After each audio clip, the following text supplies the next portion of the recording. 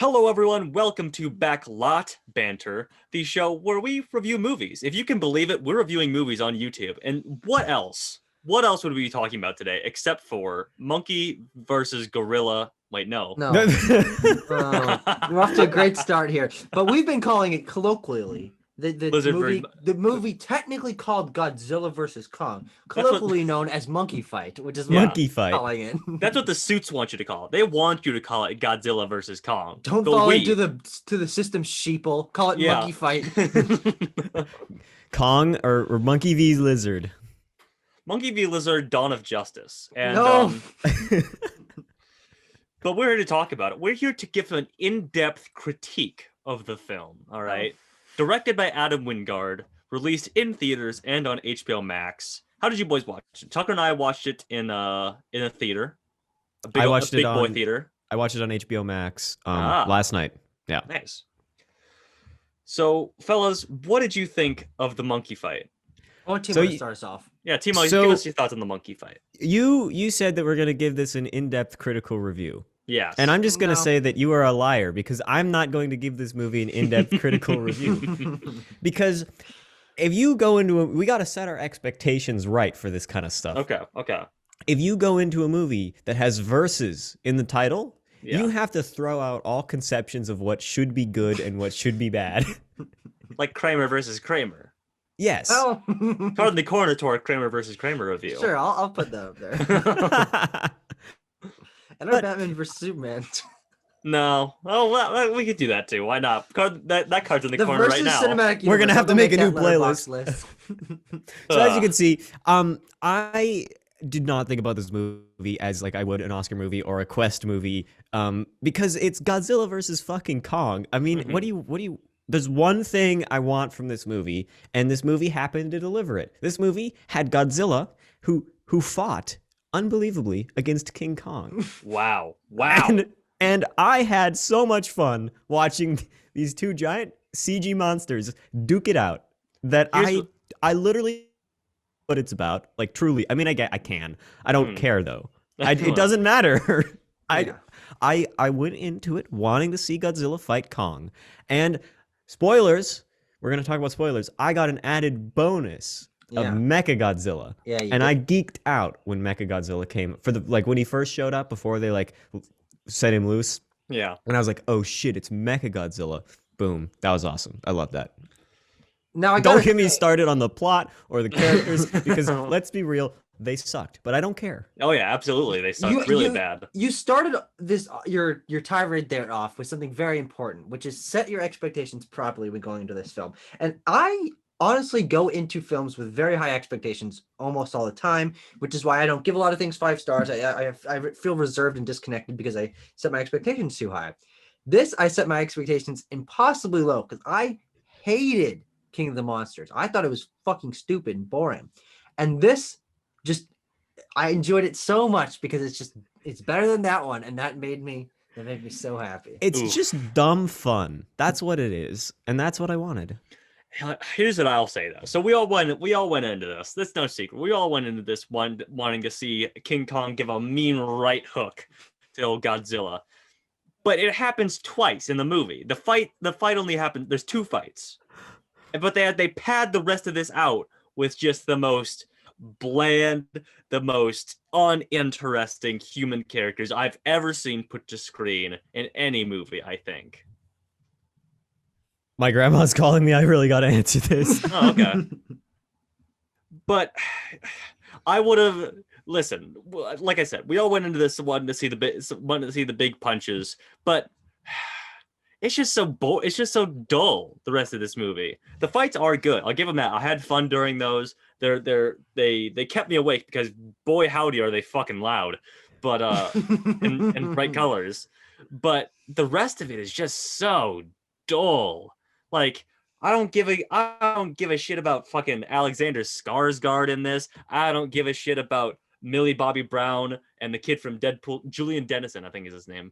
I don't care about them. I don't care about whoever that lady was who's like studying Kong. The deaf girl was cool. The girl with the sign language who was like Kong's buddy. That was nice. She was good. But at the same time, like, whew, that was just because that's the majority of this. The majority of this movie is that. I mean, I'd like to see a runtime breakdown. Yeah, I would, because I felt like it was half and half. There were There's no way. Okay, the first fight on the aircraft carrier. Yes. That's maybe what 20 minutes. Let's be generous and say that's a 20-minute long scene. Okay. the entire third act is a fight sequence, though. The And not whole only thing. that, the over half of the middle act is not just human stuff. It's them exploring Hollow Earth, which Which is also boring. which is also monster fight because he's taking down fucking I don't care about those Random snakes things. with wings and shit. I don't care about those snakes with wings. I want to see him fight. It's monkey fight. I went to Godzilla versus Kong. I want to see Godzilla versus Kong. I don't want to see Kong versus flying snake spikes. Okay, I want to see Godzilla versus Kong. I don't care about Alexander Skarsgård. Like, oh my god, Hollow Earth. It looks a pretty not very creatively done. I mean, there's that one upside down mountain that's kind of a cool thing, but other than that, what is there to this? Now, here's the thing. The thing about the Hollow Earth it being part of this story, I think one of the reasons why I'm coming out of this a little bit higher on it than you are is because I found that to be really interesting. From my perspective, I didn't really like the other movies. I think Skull Island is pretty good. Skull Island is my favorite MonsterVerse. It's the best one. It's easily the best one. But I really like how they have in very subtle ways, very backgrounded ways. I wish they put more effort into this. Fleshed out this world where people are getting used to giant monsters attacking, and they have kaiju like safe houses, and corporations are building things to try to combat it. Like it's becoming a normalized thing, and I find that really interesting. And Hollow Earth adds another spin to the lore of this world. Is that okay? This is where they came from. There's a history to these monsters. There's the tunnels that go down to it. All that. I found that really cool.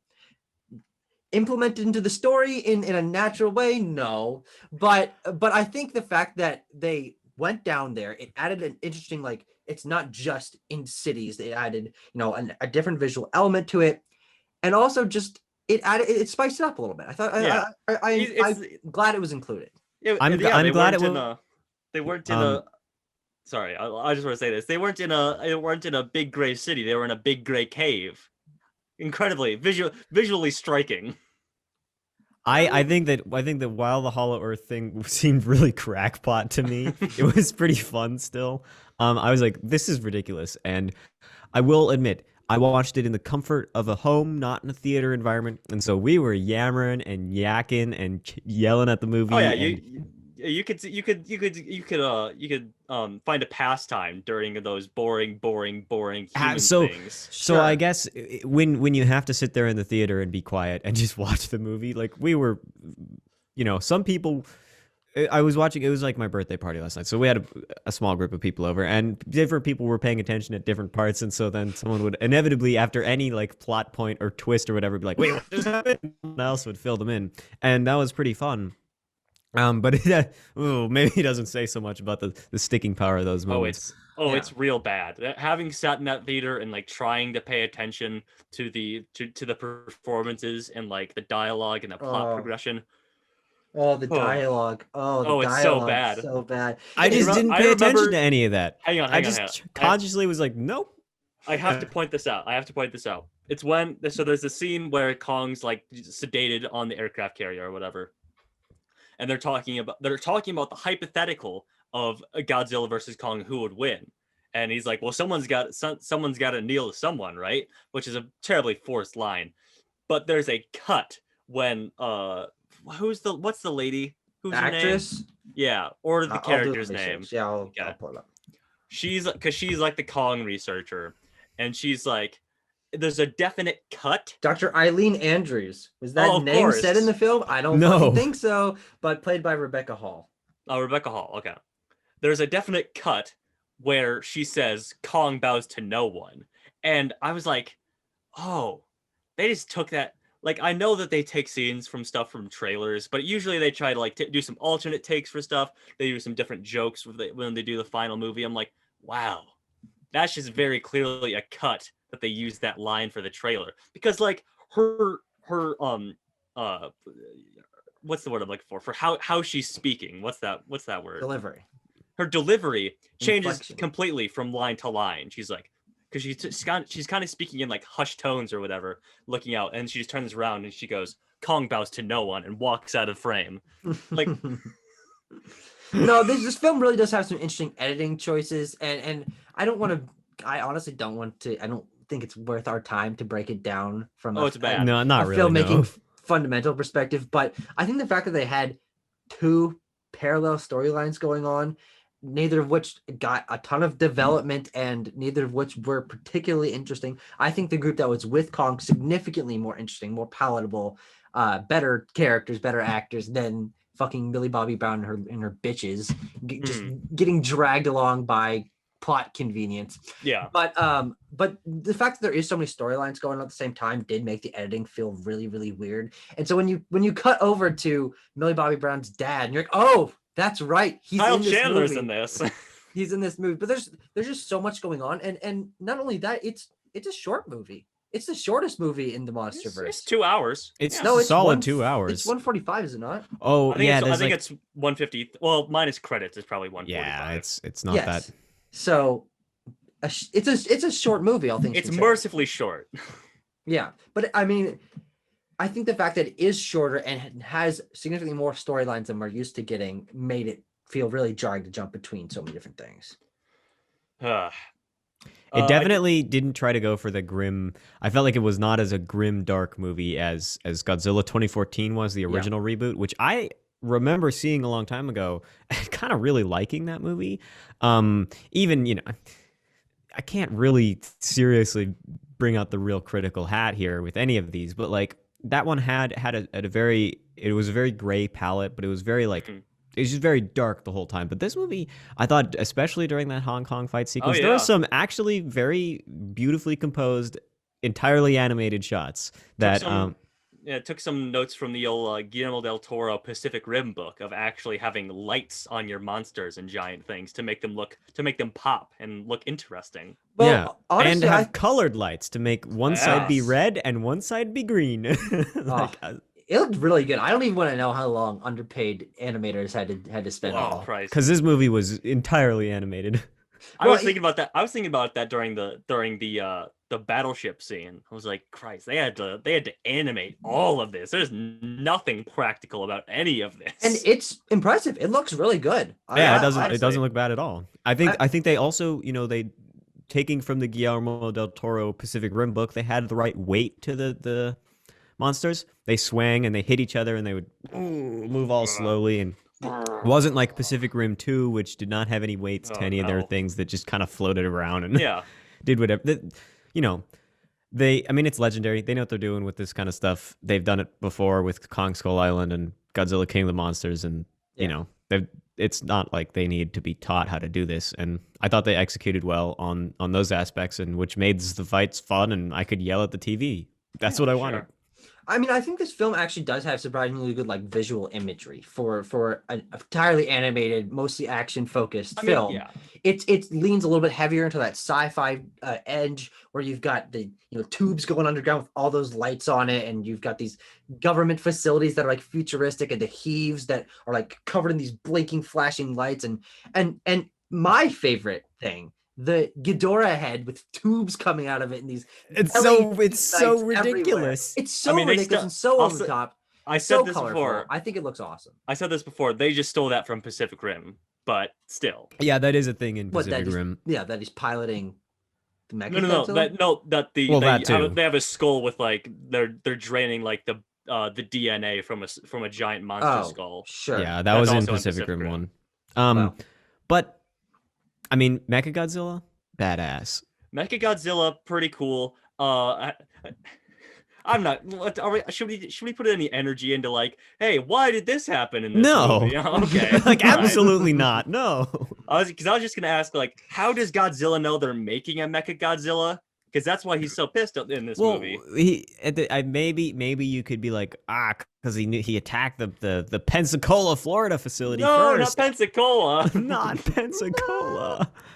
And so he's got his eyes out on the fucking apex. He was listening to their radio. He's like, okay, all right, Hong Kong. All right, go to the next. Yeah. Maybe there was some mystical signals or something. He seemed to be attracted to the glowing blue axe of Kong.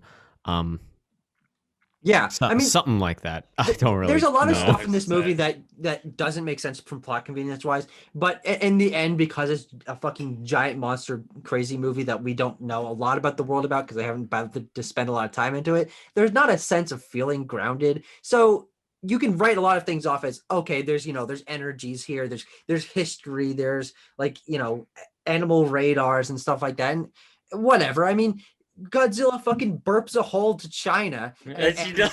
and No, he's He in Hong Kong. blasts- He's already in I know China. it. He's He going just the other way around. blasts a hole to the middle of the earth. First of all, another thing that doesn't make any sense in this. So they're going like they're bursting through dimensions and to the time space continuum to go to the center of the earth the first time. And then And Godzilla they just burps the they hole.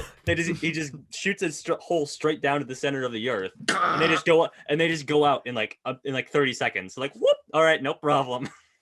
yeah, and Kong fucking rides up the hole with his fucking axe. Yeah, he just travels. How many? I don't even want to know how many miles it would be to the center of the earth. Just quick as a hat, you know. Yeah, I mean, honestly, another one of the visually interesting things that I wish they played more into this is the fact that Middle Earth is or not Middle Earth. Middle Earth. Hollow Earth is Hollow Earth is essentially the next movie in the series, Godzilla versus Kong versus Sauron. No, but Hollow Earth is like two layers that go like that, and in between them, the gravity switches, and there's this layer of floating rocks. Imagine, just put your fucking thinking hats on. Imagine a fight between Kong and Godzilla where they're doing flippity dippity shit fucking between Whoa! between the gravities. Oh, because that's such a cool concept, and it honestly worked pretty well visually. Like it was, pretty obvious what was going on, and Yeah. it worked really fluidly. That would have been so cool. Can you imagine? Oh, No, I think that would have been really now they gotta cool, but knock over also- buildings. Godzilla is the beast of the sea. He did I was so I was most happy in this movie after it was done, after the two big guys decided to part ways, friendly. They're like we've respectful done at least. Yep, respectfully gonna go their separate ways after Tip of the fedora. And Godzilla, there was the shot of Godzilla walking from the destroyed city back down into the sea. And that happens in every single Godzilla movie. And if it doesn't happen in it, I'm pissed. I need that shot. And they delivered. Yeah, they almost didn't do it in 2014 Godzilla, but he woke up and everyone's like, yeah, Godzilla. And they all clapped for him. Yeah. And then he walked into the ocean. God. Yeah. Honestly, I let's just talk about the fact that Godzilla not a focus of this film. Not in No, it as much as he probably should be for the villain, I guess. Yeah. Well, he's the fake villain. Yeah. The real villain is Walter Simmons, that very Anglo-Saxon name attached to just a regular kind of Hispanic guy, and he's like, "Oh yes, hello, I'm Walter Simmons."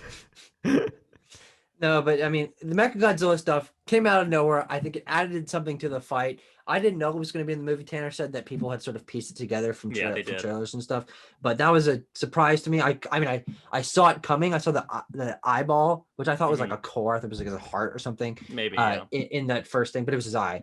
And I was like, okay, they're going there. But I mean, presumably, from what we know, this is the end of the MonsterVerse. I mean, they're going to plan more because this is going to do fucking gangbusters. But at the moment, this is the end of the story, and who knows where they're going to go next because they already blew their Mechagodzilla load. Yeah, it wrapped itself up pretty nicely, I thought. I mean, besides from all the plot issues, like at least from a monster universe perspective, Kong can go back to his homeland in the center of the earth, and Godzilla can go back to swimming around with the fishes until we decide to nuke him again, and then so I don't know, and King Ghidorah's killed, and fucking Radon or whatever, Rodan. Yeah. Have we got any Mothra? Mothra was in King of the Monsters. Okay, well, King of the Monsters just kind of knocked out all the big three Godzilla villains. Yeah, they're gonna have to think of something else. I guess they haven't. Tucker and I were talking about this. They haven't done Gamera yet.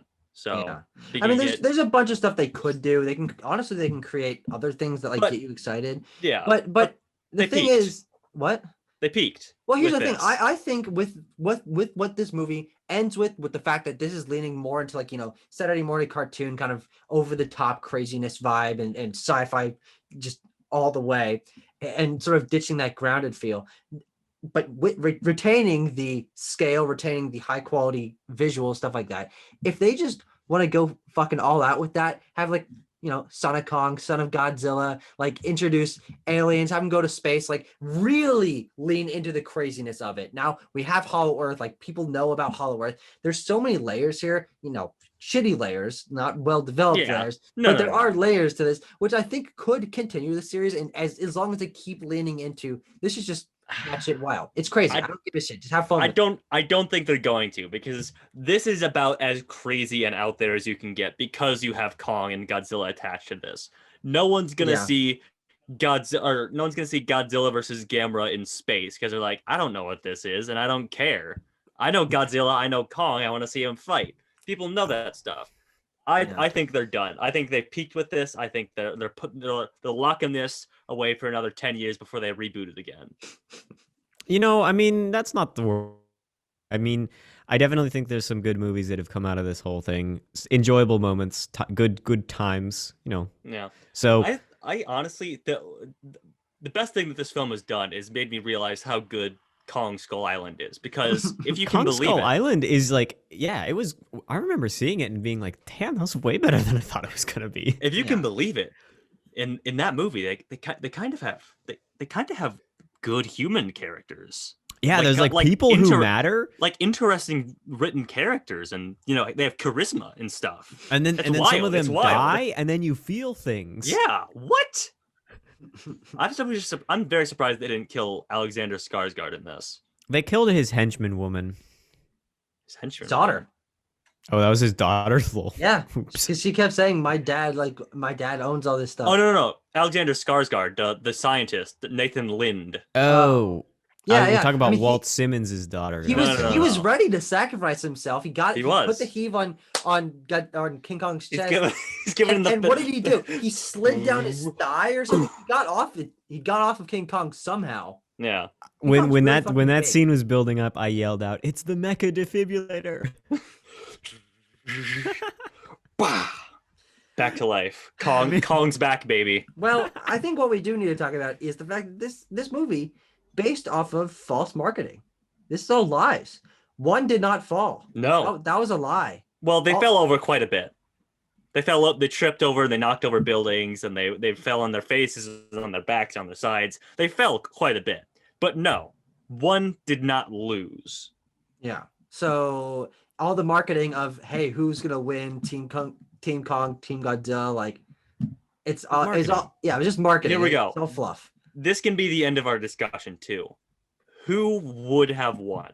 Because let's do an alternate timeline, a branching timeline, Avengers Endgame style, okay, where Mechagodzilla didn't show up, and was sort of set back in that final Godzilla versus Kong fight.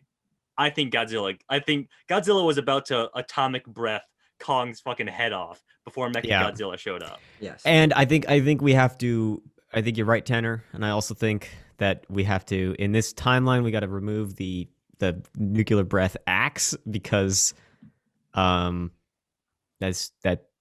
Oh, no, what? Why is that in there? I'm leaving that in because Mechagodzilla was the Deus Ex Machina that brought them together. But if we take that out and we end the fight, or we continue the fight on before Mechagodzilla showed up, Godzilla won that fight. I agree. I think you're right. I think you're right. I mean, it was fun to see Kong use an axe. I think that Hong Monkey Kong fight use was really interesting, but and I'm glad they introduced Mechagodzilla. I think it made that last fight even more spiced up. I just wish the two of them had done more wombo combo stuff, like to finish him off. That would have been, because it was just kind of Kong hacking with an axe, and I was like, I want to see Godzilla. Godzilla's holding his arms, and and Kong runs up and does a suplex on him, like an RKO. He does an RKO out of nowhere. I really wanted to see more like just like WWE wrestling moves. I want to see Kong like do one of people's elbow things. Oh, the thing. I wanted to see Godzilla do the thing from the old one. Oh, he slides on his tail. Yeah, he slides on his tail, and his feet are completely vertical, and he kicks him in the chest. Oh God. Well, I think that's about it for this conversation. Any final thoughts?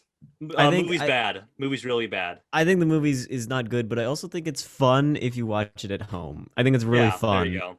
It's big dumb fun. If you think if you've watched other Godzilla movies, if you watch this discussion and hear our tone, hear how we discuss it, you know what it's about. I mean, think it's Godzilla versus Kong. Come the on. best way to do it is what Timo did: is just have a party with a bunch of people. Maybe not because it's coronavirus and stuff, but we're getting vaccinated. we're getting vaccinated. Once it's safe and you want to watch Godzilla versus Kong, you get a bunch of people together, you watch the big fight scenes, and you just talk over all the other stuff. And then it's probably a pretty good movie. It's pretty. I mean, it's pretty fun because I was never not entertained by something, whether it was the movie or my friends. Well, to throw an axe, a little Kong Godzilla wrench, axe, monkey a Kong wrench, axe, yeah. Into this is I saw it in the theater and I had fun the whole time. I thought it was great fun. Oof, I don't know how. And I don't know I how think you. the scale of it and the sound and the fucking vibrations of my seats, it was a good time. Definitely solid visuals, solid fight choreography. I think it's worth your time if you want to have some dumb fun. Like Timo said, both maybe not from Tanner's perspective, but both HBO Max and theaters, viable, exciting, fun ways to watch it. Yeah, we haven't had. I think it's good. It's time for the dumb fun movie to return. We don't live in a dumb fun world. We're wrapping up Oscar season. All right, we're wrapping it up in a tight little artsy bow. It's time for monkey fight movies. All right, it's time for Free Guy. It's time for Space Jam: A New Legacy. All right, it's time. We're back. We're back in the swing of it, ladies and gents, and we'll be reviewing each and every one of those movies as they premiere in theaters, on HBO Max, on streaming, what have you. We'll be back. You better be back too. Thanks for watching, guys. That was You awesome. swung for that one. It was fun though. Yeah. All right, monkey fight. All right. Let's Groucho, Harpo, Chico, Zeppo, and Carl. And Carl, the Marx Brothers.